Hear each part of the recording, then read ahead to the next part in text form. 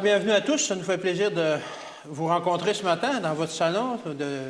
Merci de nous ouvrir votre intimité afin que nous puissions partager la parole de Dieu. Alors, ce matin, nous allons, dans ce trimestre où l'on nous parle de « Dans le creuset avec le Christ », nous allons partager avec vous la leçon numéro 5 qui nous parle de chaleur extrême. Je ne sais pas si c'est ça par chez vous, mais au moment où on enregistre cette émission, nous, on vit une canicule et vraiment, on a de la chaleur extrême, effectivement.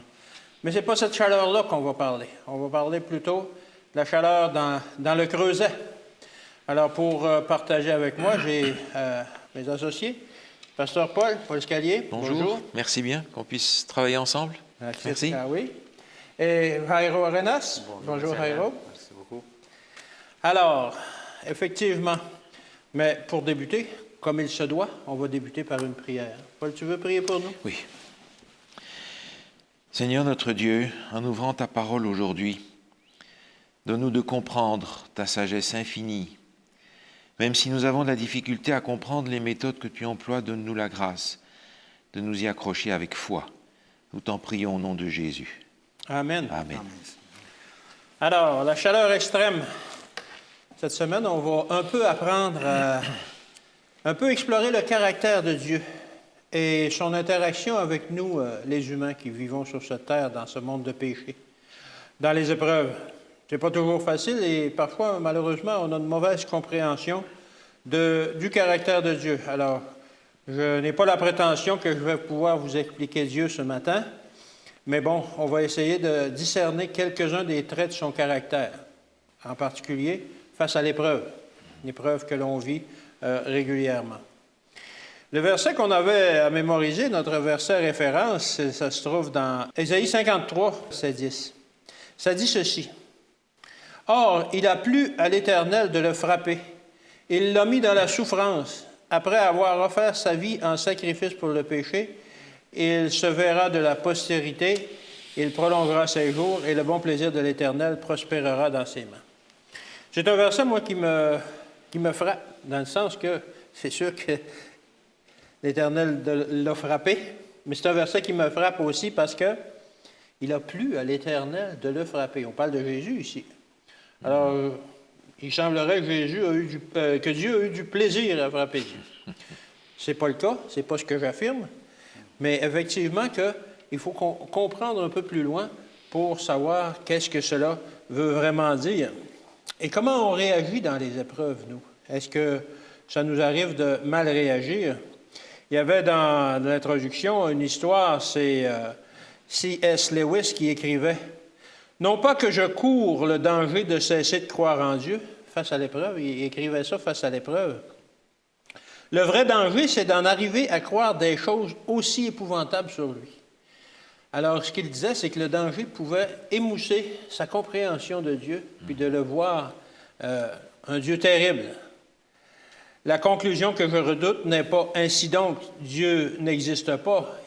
Il ne parlait pas de nier la présence de Dieu, mais d'avoir une mauvaise perception de Dieu et de dire « mais c'est donc ben un Dieu terrible que l'on sert ». Alors, est-ce que c'est le cas? Non, ce n'est pas le cas, c'est sûr. Bien entendu, ce n'est pas le cas que l'on vit, que ce n'est pas le cas de Dieu, qui est un Dieu terrible. On voit dans sa parole que c'est un Dieu aimant, c'est un Dieu qui aime, c'est un Dieu qui veut le bien de tout le monde. Mais il reste encore quand même ce paradoxe-là, l'épreuve. Et que parfois, c'est lui qui permet l'épreuve. Ouais. Alors, on va explorer un peu ces choses-là. Mais tu vois, là, il y a une chose qui me frappe dans ce qu'on étudie ce trimestre, qui est centré sur les épreuves que nous vivons en tant qu'êtres humains. Mais on oublie l'épreuve que Dieu a vécue. Absolument. Parce qu'il ne nous a pas jeté le feu sur la terre, il l'a pris. Oui. Et l'épreuve de Dieu est aussi quelque chose à prendre en considération quand on regarde la nôtre. Mais c'est justement effectivement, une bonne partie de notre leçon, de voir que la souffrance, ce n'est pas uniquement pour nous, c'est pour Dieu aussi. C'est ça. Terriblement, parce que ce n'était pas le plan originel comme il se déroule présentement. Et parfois, c'est ça, on voit qu'il nous met dans des situations où il y a de la souffrance, et on se demande parfois pourquoi. Et notre leçon, c'est de savoir aussi jusqu'où il peut nous chauffer, jusqu'à quel degré on va résister avant de prendre feu. On nous parlait dans la journée de dimanche, ce qu'a vécu Abraham. Lui aussi, il a été dans le creuset. Il a été excessivement dans le creuset. Je vous invite à lire à partir du verset 2, Genèse 22. On va commencer au verset 1 et 2, Genèse 22. Alors se dit ceci. Après ces choses, alors on parle d'un moment de sa vie là, d'Abraham auparavant, dans le chapitre précédent. Après ces choses, Dieu mit Abraham à l'épreuve. Bon, on sait qu'Abraham, pourtant, il avait fonctionné beaucoup avec Dieu. Et puis là, Dieu, il dit qu'il le met à l'épreuve. Et il lui dit, Abraham, et il répondit, me voici. Et ça commence tout de suite. Il n'y a pas d'introduction. Je ne sais pas s'il y en a eu une dans sa vie, mais dans notre Bible, il n'y a pas d'introduction. C'est directement la demande. Dieu dit, prends ton fils, ton unique, celui que tu aimes, Isaac, va-t'en au pays de Morija, et là, offre-le en holocauste sur l'une des montagnes que je te dirai. Alors, vous pouvez imaginer dans la tête de Moïse toutes les questions. D'Abraham, excusez-moi, toutes les questions qu'il a dû se poser. Mais, quelle a été sa réaction au verset 3? Abraham se leva de bon matin, sella son âne, et prit avec lui 2 serviteurs et son fils Isaac. Il fendit du bois pour l'holocauste, et il partit pour aller au lieu que Dieu lui avait dit. Alors, je pense que c'était tout qu'un creuset qu'Abraham avait à affronter à ce moment-là. Parce que, justement, comme on l'a dit, c'était pas dans les plans de Dieu de sacrifier Isaac. Ah oui, surtout aussi parce que c'est pas une personne qui obéissait pas à Dieu. Non. Il était obéissant. Oui. Puis, à un moment donné, Dieu les demande de faire cela. On peut quand même se dire, Seigneur, Pourquoi? Quel rapport? Alors qu'il avait démontré au cours de sa vie qu'il était obéissant. Il y avait eu quelques petites incartades, là, mais bon. Quand même, généralement, il obéissait à Dieu. Généralement. Généralement. Mais cette fois-là, par contre, il obéit parfaitement, directement.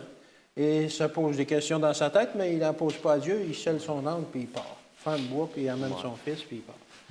Alors, vous pouvez imaginer comment ça devait être dur pour Abraham, malgré tout, malgré le fait qu'il obéissait, de se demander, mais pourquoi Dieu me demande ça? Pourquoi Dieu me demande ça? Je vais pourtant montrer, c'est sûr que j'ai commis des péchés, mais je vais pourtant montrer ces derniers temps que j'étais quand même à l'écoute et puis que j'étais obéissant. Pourquoi Dieu me demande une telle chose alors que Dieu même est en train de renier sa promesse? Dans le sens que si Isaac mourait, la postérité, elle est où? Il n'y en a plus. C'était le fils de la promesse et Dieu demande de le sacrifier. Alors, pourquoi est-ce que ces choses-là sont arrivées?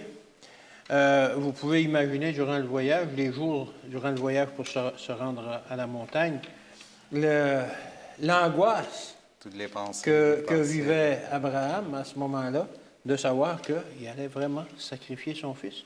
Et à chaque pas, il se rapprochait du but ultime. Alors, c'était un creuset incroyable. Mais on se rend compte au bout de... je n'ai pas le verset, mais après qu'il est arrivé pour sacrifier son fils, au verset 12, alors qu'il était sur le point de sacrifier son fils, il y a un ange qui l'arrête. On pense que c'est Jésus, ça. L'ange dit, « N'avance pas ta main sur l'enfant et ne lui fais rien. » Et c'est le reste qui est intéressant. « Car je sais maintenant que tu crains Dieu et que tu ne m'as pas refusé ton Fils unique. » Alors, c'est à ce moment-là, comme tu le disais, qu'on voit un peu, c'est un type de l'antitype de ce que vit Dieu lui-même.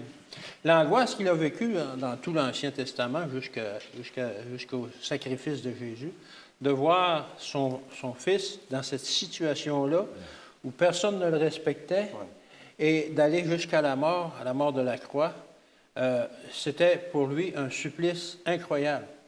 Et c'est là que Jésus a dit aussi qu'Abraham a vu mon jour. Il a vu, il a compris justement ce que Jésus et le Père allaient vivre à ce moment-là. Alors pour Abraham, l'épreuve, ça a été justement une compréhension plus grande, malgré que ça a été une difficulté incroyable, mais ça lui a permis d'aller un peu plus loin dans la compréhension de Dieu. Et d'Abraham est arrivé un peuple, de la descendance. Israël, peuple têtu, que l'on a dans la journée de lundi. On compare le moment qu'a vécu ce peuple-là à la vie d'Osée et de son époux. Tu veux nous en dire un peu plus? Oui, je repense à ce que tu disais tout à l'heure. Nous avons lu l'histoire, on connaît la fin dès le commencement. Oui. Et on se rend compte que même si Dieu demande quelque chose à Abraham et que Dieu s'attend à ce qu'il le fasse, Dieu lui demande quelque chose, il ne va pas aller jusqu'au bout. Dieu va lui demander quelque chose qu'il ne lui demande pas. En fait, oui, c'est vrai. Et ça me frappe parce que j'ai l'impression que de temps en temps, Dieu nous fait ce coup-là aussi. Oui. De nous demander des choses qui, si on ne les accomplit pas, vont marquer notre manque de foi. Oui. Et qui cependant ne sont pas là où Dieu veut nous amener. Mais ça demande de notre part le courage, parce que Dieu dit « tu ne tueras point, mais sinon tu vas tuer ton fils ». Oui. Donc c'est une remise en question profonde de ce que l'on croit, parce que Abraham était sûr d'avoir entendu Dieu lui parler. Absolument. Il connaissait la voix de Dieu. Il savait que ce n'était pas une ruse de Satan. Non, non. Et je suis frappé de penser que Dieu, parfois, peut nous amener quelque part là où il n'a pas l'intention de nous amener. On a cette situation dans le peuple d'Israël, par exemple. Dieu ne voulait pas les faire tourner 40 ans dans le désert. Ben non. Mais c'est arrivé. Il les a apportés à la porte directement. Et l'histoire du désert montre à quel point c'était un peuple rebelle et dur. Oui. Alors, l'histoire de Osée, c'est tout un livre entier qui est consacré à cette notion de la fidélité et de l'infidélité par rapport à Dieu dans une comparaison, et qui est aussi une comparaison extrêmement douloureuse. Essayons de nous mettre dans la peau de Osée, à qui Dieu va te marier avec une prostituée qui va être infidèle de A à Z. Déjà là, ça commence pas bien. Mais un prophète, voyons. Oui, c'est ça. Oui. Et Dieu emploie des méthodes, j'allais dire, violentes pour nous secouer violemment. Alors, Osée va se marier avec cette prostituée, et dans le chapitre 2 du livre d'Osée, il est donc question de ce qui se passe. Plusieurs étapes sont mentionnées dans ce texte, qui sont révisées dans notre leçon, qui d'abord, au début du chapitre, dans les premiers versets, nous parle de la prospérité future. Ça ne va pas être comme ça indéfiniment. À la fin, il va y avoir un exaucement extraordinaire. Dieu commence par dire « ça va aller bien au bout du compte ». Oui. On ne sait pas quand il sera ce bout du compte, parce qu'il n'est jamais arrivé tel quel. Dans la deuxième partie, dans la partie du verset 4 et dans les suivants, il annonce là la condamnation, la destruction. Et je suis impressionné de voir que ça vient en deuxième lieu après la perspective de restauration. Ça va être restauré, mais ça va chauffer. Oui. Et la troisième partie, qui sera à partir du verset 8, il y a là quelque chose qui m'intéresse. Il est dit, c'est pourquoi, voici, je vais fermer son chemin avec des épines et élever un mur afin qu'elle ne trouve pas ses sentiers. Je vais tout faire pour lui barrer la route vers le péché. Et ça me rassure parce que je pense à nous autres parents qui avons des enfants et qui vont aussi se détourner à droite, à gauche. Oui. Et le Seigneur nous dit, je vais faire tout ce que je peux pour leur barrer la route dans le mauvais chemin qu'ils vont prendre. Pour eux, ça va être peut-être une épreuve, mais pour nous, c'est une bonne nouvelle. Les méthodes de Dieu sont quand même étranges. le texte nous fait comprendre que Dieu travaille au travers de l'épreuve et dans les épreuves. Et pour prendre la suite de ce qu'on disait dans la partie précédente, se creuser est supportable dans la mesure où on a véritablement l'assurance d'avoir entendu Dieu nous parler. Oui. Parce que si on n'est pas sûr d'où ça vient, alors on peut partir dans toutes les directions. Et qu'on a cru à sa promesse aussi. Et qu'on a cru à sa Comme promesse. tu dis, la promesse est venue avant. Dans le cas d'Abraham, la promesse était venue avant. Il va faire de Oui. toi une grande nation. Oui, exact. Et Dieu la rend impossible Ouais, aux yeux d'Abraham. aux yeux d'Abraham. Dans notre passage ici, il y a cette idée que finalement, si on n'a pas vraiment entendu la voix de Dieu, si on ne comprend pas que ce chemin difficile, c'est Dieu qui nous y conduit, alors on va arriver à ce qu'on disait en introduction, on va avoir une vision tordue, une vision déformée, C'est ça. ou une vision carrément erronée du caractère de Dieu. Et on va poser un tas de questions que le diable va exploiter Ben oui. au maximum. Ah, ben oui. Quand c'est pas lui qui met le doute et que c'est nous qui l'avons dans notre tête, c'est formidable pour lui. Et ces épreuves, il faut l'avouer, même si on a la foi, même si on a des convictions profondes, elles mettent le doute dans notre cœur. Plus ou moins longtemps, plus ou moins profondément, mais le doute est quand même là. Et en fonction du texte qui est ici, qui n'est pas très long, on aurait pu lire tout le livre qui reprend ces éléments-là, mais une chose qui nous aide à comprendre la méthode et la pédagogie de Dieu, c'est le fait de pouvoir garder devant les yeux la grande perspective du plan du salut. Si on ne voit que l'épreuve là, maintenant, c'est le désespoir. Absolument. Absolument. Parce que Dieu a fait des promesses, comme il a fait au début de ce chapitre 2, Oui. mais ces promesses ne se sont jamais réalisées telles quelles. Il va falloir attendre que ces promesses se réalisent dans la restauration que Dieu va faire au retour de Jésus. Et pour nous, c'est exactement la même chose. Il y a des promesses, on aimerait qu'elles se réalisent maintenant, on aimerait que cette vie abondante, on puisse l'avoir ici et maintenant, mais elle ne sera peut-être qu'au moment où Jésus revient. Alors si on attend, en se disant il faut que ça vienne maintenant, on risque de passer notre vie dans l'attente amère de ce qui ne vient pas.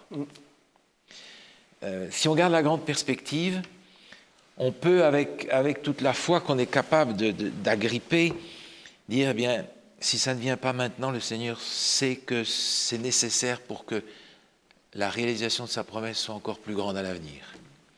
Si ça ne se réalise pas ici-bas, ça se réalisera là-bas. Mais si je n'ai pas cette perspective, autrement dit, notre patience n'est patience que quand elle inclut l'éternité. Sinon, elle est impatience. C'est vrai. Et comme tu le soulignes, c'est quelque chose que ça m'a pris du temps à comprendre. Alors que j'étais un jeune chrétien, il y a plein de choses que je voulais. Pas nécessairement pour mon bien-être personnel, mais des choses que je voulais, des talents ou des choses comme ça. Et j'ai fini par comprendre que Dieu, c'était pas ça qu'il voulait pour moi. C'est ça. Mais durant tout ce temps-là, on se pose des questions, mais pourquoi? Et on peut parler aussi de la maladie. Je discutais récemment avec quelqu'un qui me disait qu'il avait une très grande foi. Sauf que depuis que sa femme est malade, qu'elle est atteinte du cancer, ça ne va pas. Alors, c'est ça, devant les épreuves, comment on réagit? Alors, est-ce que sa foi s'est diminuée au moment où sa femme a été atteinte de maladie ou elle n'était pas suffisante avant? Et c'est démontré par... La foi quand tout va bien, ouais, et pas de foi quand tout va mal. c'est ça. Alors... on est comme ça. Oui. Ah, c'est difficile. Et comment on peut survivre? Comment on peut survivre à cette chaleur intense, à ce creuset qui, parfois, on a les pieds dedans et un peu plus? Regarde, c'est sûr que la journée de mardi nous parle, on peut résumer que c'est vraiment à partir de la relation qu'on a avec Dieu. Là, on les voit. Abraham, il avait une très bonne relation avec Dieu. Puis, il a suivi ce que Dieu lui a dit de faire. Il avait confiance en lui. Même chose aussi, c'était son prophète. Il parlait avec lui, puis il a fait tel que Dieu l'a demandé. Maintenant, on a l'histoire de Job. Job, tout était correct, tout était bon. Il était obéissant, il était correct. Puis, Oui. à un moment donné, il y a des choses qui arrivent dans sa vie, des choses pas faciles pour un être humain. Il ne sait pas pourquoi. Il se demande pourquoi. Il ne se demande pas pourquoi. Mais il y a une chose très intéressante, c'est que on peut voir ça en Job 1:6 ou en Job 2:10. Mais il y a quelque chose de très intéressant, c'est que ça dit, par exemple, les anges viennent voir Dieu et Satan vient aussi. Dieu le demande où il était et Satan répond qu'il vient de parcourir la terre pour s'y promener. Alors, il a posé une question simple, lui il répond, mais pourquoi, on peut se poser la question en lisant Job, pourquoi Dieu a mis comme Job dans le trouble? C'est ça. Il dit, ben là, La discussion aurait pu se terminer là. Oui. Tu viens sur la terre me promener. Ah, OK. Mais non. As-tu vu mon serviteur Job? là, on dirait que pourquoi Dieu me met dans ces problèmes-là si je suis correct, je suis obéissant. Oui. Mais Dieu, il savait pourquoi. Il savait jusqu'à où Job, il pouvait y arriver. C'est à cause de là que tout ça qui est arrivé avec Job, c'est dur. Par contre, qu'est-ce qui s'est passé? Il a laissé sa femme avec lui. Oui. Pourquoi? Des fois, je me pose la question, pourquoi il a laissé sa femme avec lui? Je ne sais pas si vous pouvez me répondre. Pourquoi il a Ben, on a l'impression que c'est parce que c'était un de ses agents. Parce qu'elle était, on voit par sa réponse devant la souffrance de Job, elle lui dit carrément « Maudit Dieu et meurt ». Ouais. Alors elle travaillait pour l'ennemi à ce moment-là. Il a laissé ses alliés, Satan a laissé ses alliés, son allié auprès de lui pour le décourager encore plus. Décourager encore. Alors, c'est dur pour nous en tant qu'être humain d'entendre ou savoir que on a des gens à côté de nous qu'on aime, que Satan s'est servi d'eux autres pour nous dire, hey, regarde, ça arrive, puis Oui, Mais on a ça avec Jésus. On se souvient, Pierre qui va interpeller Jésus, et Jésus lui dit, arrière de moi, oui, Satan. oui, Satan. Et c'est fou que l'ennemi utilise peut-être ceux qu'on a les plus proches pour mettre des pièges devant nos pas. mais alors on pourrait dire, dans ce cas, c'est mieux de ne pas avoir des amis. C'est le cas de Job d'ailleurs. Avec les amis qu'il a, il n'a plus besoin d'ennemis. Non. Oui, exactement. Alors, on se dit, oh, OK. Mais en continuant, c'est sûr que Job, il y a des choses, il y a une façon, il a réagi d'une façon spéciale. Façon que, on pourrait se dire, moi, est-ce que moi, je pourrais arriver à ce niveau-là? On ne sait pas encore. Mais là, il y a deux manières, comme lui, il a réagi selon la souffrance. Alors lui, qu'est-ce qui a passé? Nous pouvons, ou nous, en tant qu'êtres humains, nous pouvons laisser gagner par l'amertume et la colère et tourner les dos à Dieu. Puis c'est normalement ce qu'on fait. On tourne les dos. Et c'est Oui. je ne suis pas capable. Puis, Ça ne vaut pas la peine de vivre cette expérience-là. non. On se décourage, c'est le découragement.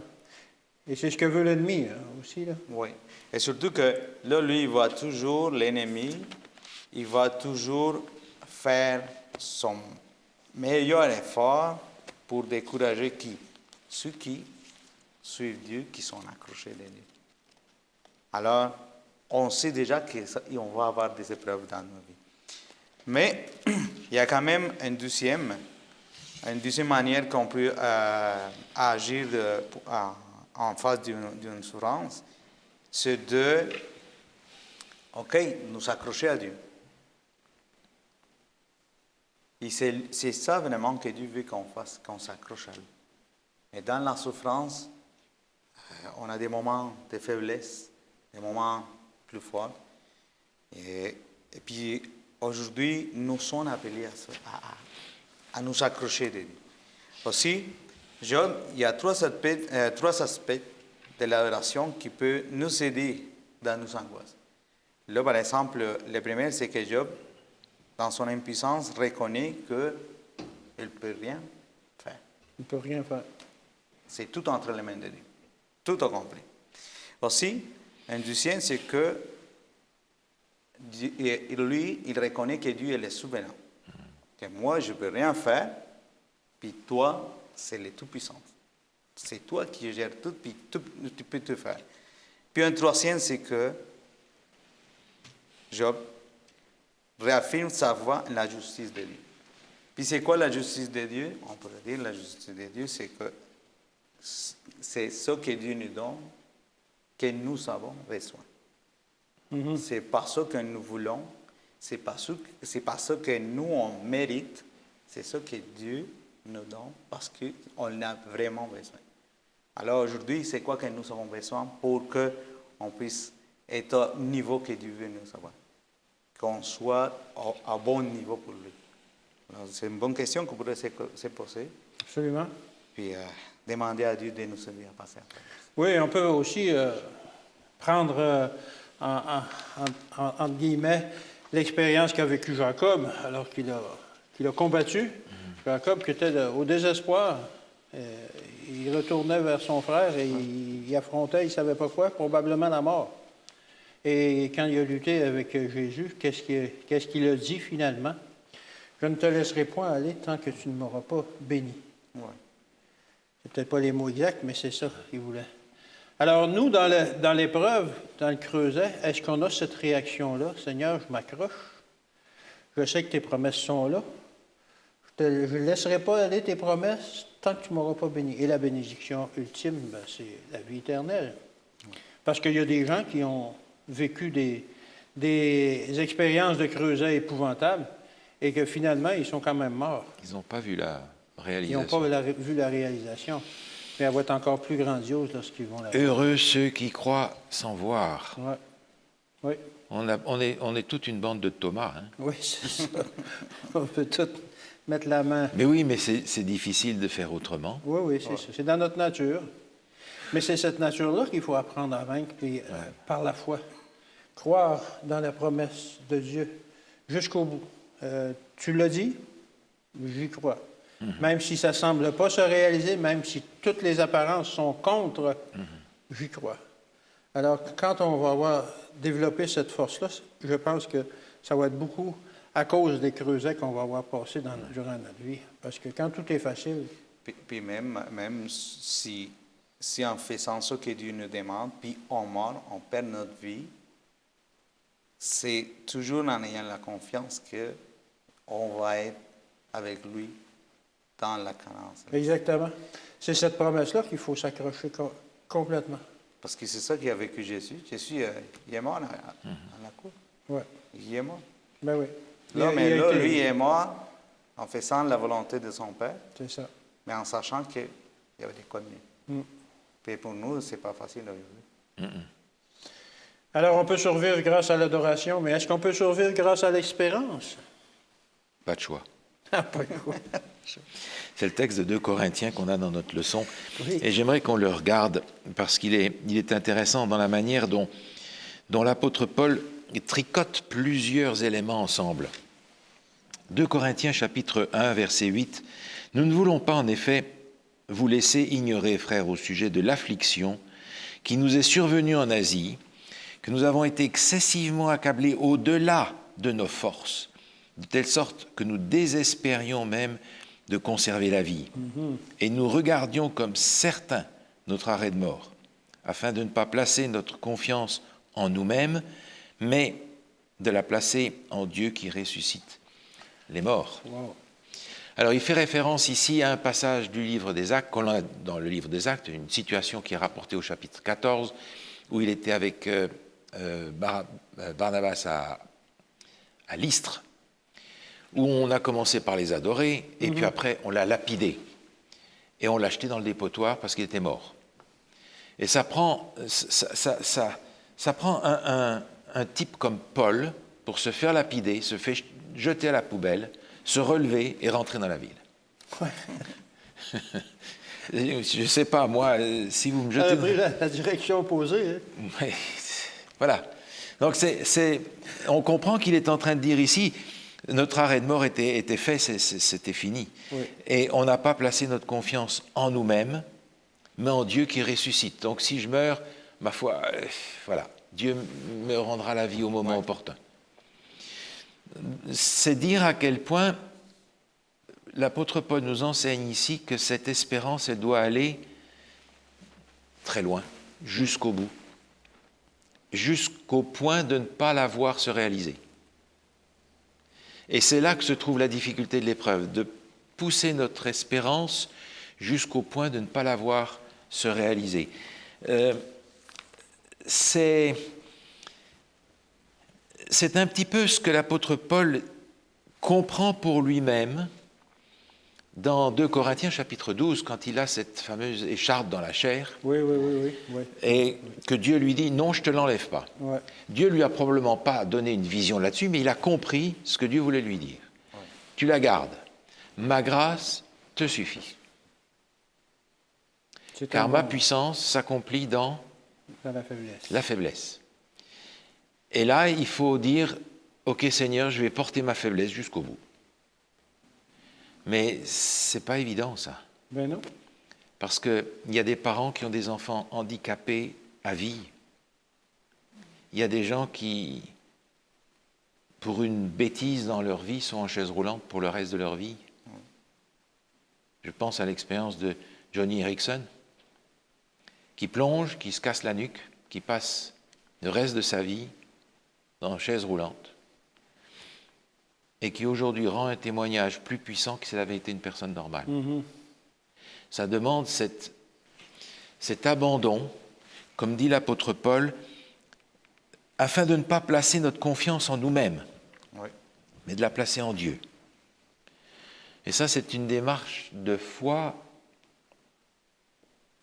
qui demande de notre part de dire « je sais en qui je crois ».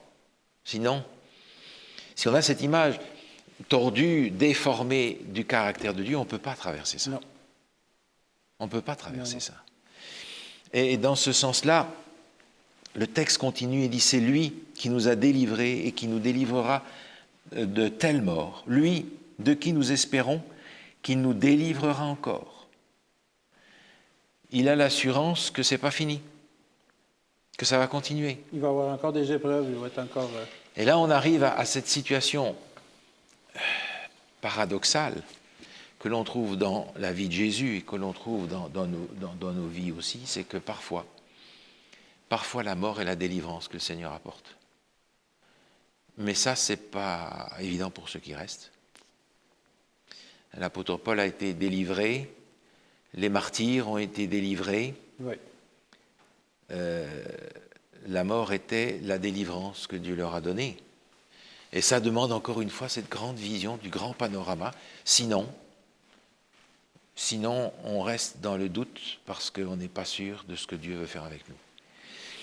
Je considérerais la mort, comme le dit la Bible, comme un repos maintenant. C'est ça.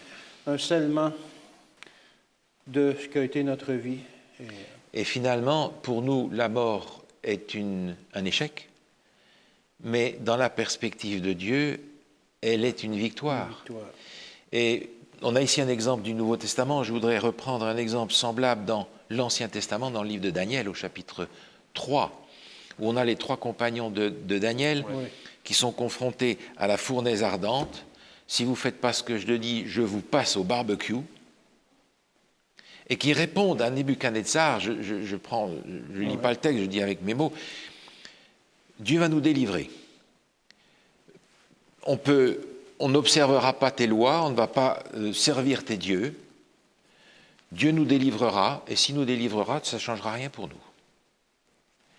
Donc, ça laisse à Dieu le choix de faire ce qu'il veut avec nous, et d'avoir parfois la solution extrême, Et même si c'est la solution extrême, ça ne change rien à ce Dieu que je sers et que j'aime et en qui je crois. Et la mort aurait été aussi une délivrance pour eux. Mais aussi, c'est qu'on pourrait se poser la question, pourquoi Dieu permet qu'on passe à travers ces souffrances? Puis, le plus important de passer à travers de ces souffrances-là, c'est parce qu'on va avoir une expérience en vécu que si jamais il y a une personne qui passe à travers d'une épreuve semblable à celle qu'on a déjà passée, Oui, On va pouvoir l'aider. on pourrait l'aider. c'est ça. Parce que moi, ça fait longtemps, lorsque je n'avais pas d'enfant, là, à un moment donné, il y avait des réunions des parents. Et puis, il y avait des gens qui n'avaient pas d'enfants qui parlaient de comment éduquer un enfant. Ben oui. Tu n'as pas d'enfant, comment vas-tu parler de comment éduquer un enfant? Alors, il faut vraiment vivre ces situations-là pour qu'on puisse parler avec assurance et surtout avec l'aide de Dieu. Parce qu'on pourrait passer à travers plein de souffrances ou des épreuves, mais si on ne l'a pas vécu avec Dieu, Ouais. on pourrait... Mais les expériences qui sont mentionnées dans cette journée de notre leçon nous rappellent ce que tu disais en introduction, c'est que Dieu nous fait vivre des expériences pour lesquelles il ne prévoit pas de nous amener jusqu'au bout. L'apôtre Paul, il était sûr de mourir, nous dit le texte. Oui. Et Dieu a dit, non, non, je vais juste te confronter à ça, mais tu vas continuer le témoignage. Les amis de Daniel, pour eux, c'était fait. Le feu était là, ils allaient y rentrer, parce qu'il n'était de toute façon pas question d'adorer autre chose. Et ils ont été dedans. Mais même dedans, Dieu a dit non, non, non, je ne veux pas vous amener jusque-là. On ne peut jamais savoir jusqu'où Dieu va nous amener dans sa méthode de nous raffiner dans le feu, et là c'était littéral. Oui. Et le mieux que je trouve dans cette histoire, c'est que, comme dans les histoires du Nouveau Testament, Jésus nous rejoint dans le creuset, il nous rejoint dans les flammes, et il y est avec nous, et il y a souvent été avant nous. Et dans ce sens-là, ça nous rappelle que finalement, nos flammes, elles ne sont pas si graves que ça à côté de celles qu'il a vécues lui. Moins chaude un peu. Elles sont bien différentes. Oui. Et moi, il y a un verset qui me frappe beaucoup depuis un certain temps, c'est dans l'Apocalypse, je n'ai pas la référence, mais lorsqu'il dit « Il faut que tu prophétises encore ». Dans le cas de Paul, ça a été ça. Il est rentré dans la ville encore. Il faut que tu prophétises encore. Et parfois, on aurait le goût de se laisser aller devant ces épreuves-là, puis de dire, bon, ben là, je vais m'asseoir, là, c'est assez chaud, là. Mais non, il faut que tu prophétises encore. Il faut continuer. Oui. Alors, Juste. et je pense que toutes ces expériences-là qu'ont vécu Paul, qu'ont vécu Abraham, etc., et les amis de Daniel, et ont fait que ça a été une expérience terrible à traverser, mais j'imagine leur foi après ça, après ces moments-là. La foi doit avoir quintuplé, peu importe, ça doit avoir atteint des sommets incroyables. Oui, oui, Ouais. oui. Mais parfois, on se dit, Seigneur, là, tu vas trop loin, là. C'est trop chaud. Oui. Comment est-ce qu'on peut survivre à des chaleurs extrêmes comme ça?